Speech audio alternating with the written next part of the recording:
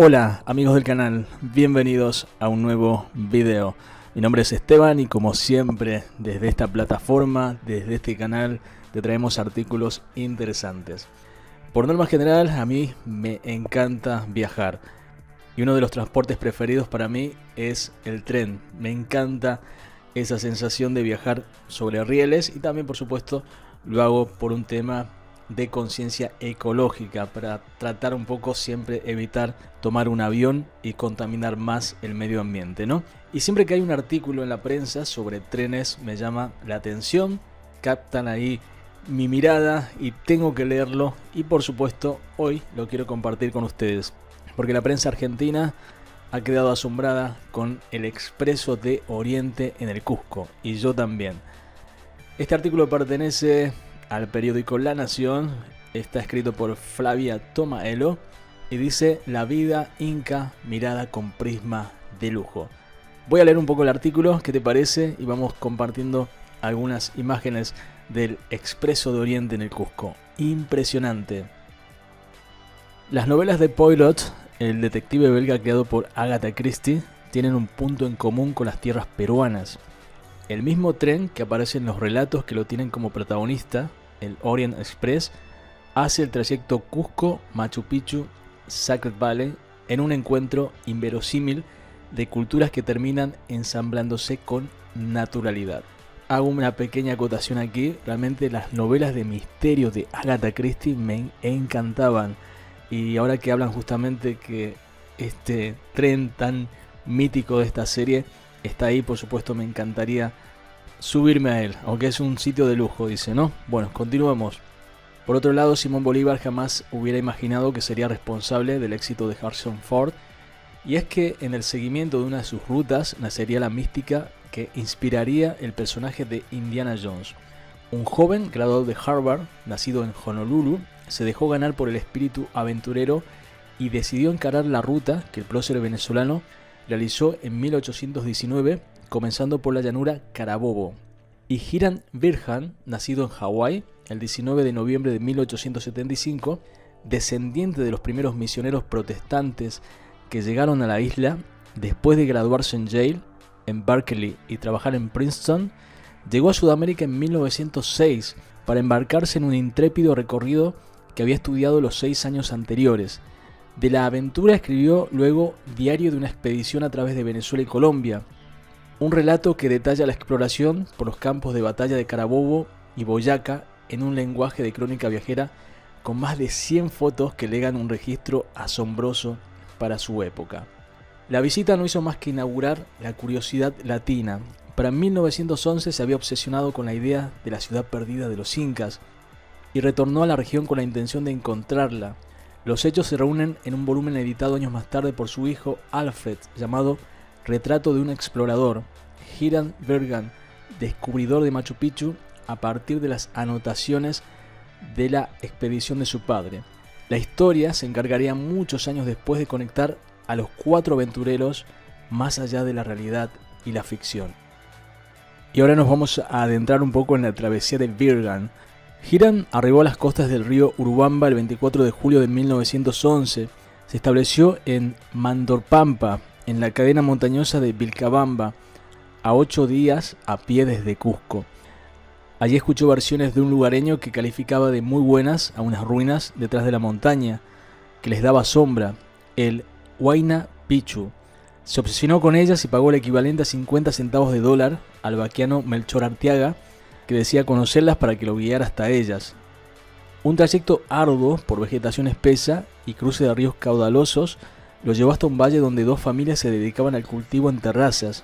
Los Álvarez y los Richarte aseguraron conocer las ruinas que Bingham buscaba, pero en su entorno solo se veía una frondosa vegetación, un cañón de abrumadores precipicios y los antiguos escalones sobre los que se disponía el cultivo. Nadie más allá de lo dicho tenía intenciones de acompañarlo, salvo los niños que usaban las construcciones antiquísimas para jugar. Habiendo visitado previamente las ruinas del valle en Ollantaytambo y Pisac, los muros semicubiertos por la maleza de diseños no le resultaron atrapantes. El interés casi se perdió cuando detectó una inscripción que decía Agustín Lizarraga, 14 de julio de 1902. alguien había llegado allí antes que él. Nada en su diario de ese día fue registrado con importancia. Berghan había llegado por primera vez a Machu Picchu y solo había quedado en su subconsciente. A medida que el recuerdo construyó memoria, la valoración potable se volvió inquietante. Un año más tarde, con financiación provista por la Universidad de Yale y la revista National Geographic, acudió al sitio más equipado y dio a conocer al mundo una de sus maravillas, dando luz al que sería el descubrimiento arqueológico por excelencia en el continente. Aunque mapas anteriores dan crédito del monumento como los de Hermann Göring de 1874, Charles Vina de 1880, Augusto Burns de 1881 y Antonio Raimondi de 1890, entre otros, la del estadounidense se trató de la primera experiencia sobre una cultura prehispánica que, en virtud a la formación de Berghan y a su ubicuidad, se realizó de forma multidisciplinaria con la intervención de geólogos, meteorólogos, arqueólogos, patólogos, etnólogos, topógrafos. Se sabe hoy que su análisis final está en revisión.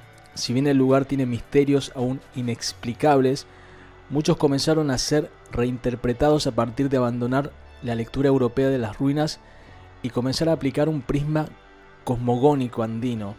Así, por ejemplo, se sabe que no es una ciudadela, sino un santuario. En compañía de Poirot. La vida Art Deco, propuesta en 1883 por George Nagelmakers, presidente de la Compagnie Internationale des Wagons Lits, tenía como objetivo unir las capitales más importantes de Europa con Oriente, en un proyecto que denominó el Rey de los Trenes y Tren de los Reyes. Así, 3 veces a la semana, las más conspicuas personalidades tenían ocasión de subirse en la Gare de l'Est de París y descender en Constantinopla, hoy Estambul, luego de vivir a puro lujo el traslado. 20 años más tarde, cuando el diputado peruano Benjamín de la Torre promulgaba la construcción del tren que uniría Cusco-Santa Ana, hoy un barrio de Quillabamba, no imaginaba que estaba fundando el traqueteo que daría origen al Orient Express local. La apuesta logró arribar a Aguascalientes en 1928, uniendo los 110 kilómetros que la separan de Cusco. Aquella ciudad había sido fundada 17 años antes con la instalación de un campamento destinado a la operación ferroviaria que hoy se mantiene y parte a la mitad la localidad. El mismo equipo de trabajadores fue responsable de construir el acceso frente a Machu Picchu. Recién para 1977 finalizó el tramado hacia Urubamba, que atraviesa el Valle Sagrado, completando el trayecto principal por las ruinas incas más prestigiosas. Acercarse a uno de los monumentos arqueológicos más importantes del mundo resulta lo suficientemente conmovedor per se. Sin embargo, la compañía Belmont, actual operadora de los trenes Orient Express en Europa y Oriente, decidió poner en marcha para el 2003 el primer servicio de este continente, uno que torna esa peregrinación en una experiencia exclusiva, y eligió homenajear al mítico divulgador hawaiano y lo denominó Belmont Hiran Berghan. Así que, aquí hemos conocido un poco la historia de lo que es este tren, pero hay mucho más en este artículo. Hay mucho más en este artículo donde se hace ya un énfasis en el interior del tren. Y por supuesto, como que el video se va a hacer demasiado largo, lo que vamos a hacer es dejarlo para una segunda parte de este video y por supuesto hablar un poco más sobre lo que es el Orient Express. Ya conoces la historia, yo ya conozco la historia al haber leído este artículo de cómo llegó todo, ¿no? Incluso lo de Machu Picchu también, que no conocías varios detalles sobre el descubrimiento, también los he conocido en el día de la fecha, esa conexión de Indiana Jones, también por supuesto de las novelas de Agatha Christie. Una gran historia de por qué Perú tiene el Orient Express actualmente. Pero en el próximo video vamos a conocer un poco más, porque vamos a conocer cuánto cuesta, detalles que tiene por dentro, detalles importantes, características buenísimas. Así que te pido que estés atento al próximo video. Como siempre, te agradezco que estés ahí del otro lado enviándome tus sugerencias a través del email. Lo tienes aquí abajo en la descripción. Y también Tu comentario también y tu aporte es muy importante para mí, así que no te olvides de escribir ahí abajo también en los comentarios. Por supuesto también un like es importante para el canal y que te suscribas también para ver más contenido genial. Te mando un abrazo enorme y te deseo un muy bonito día. Chau, chau.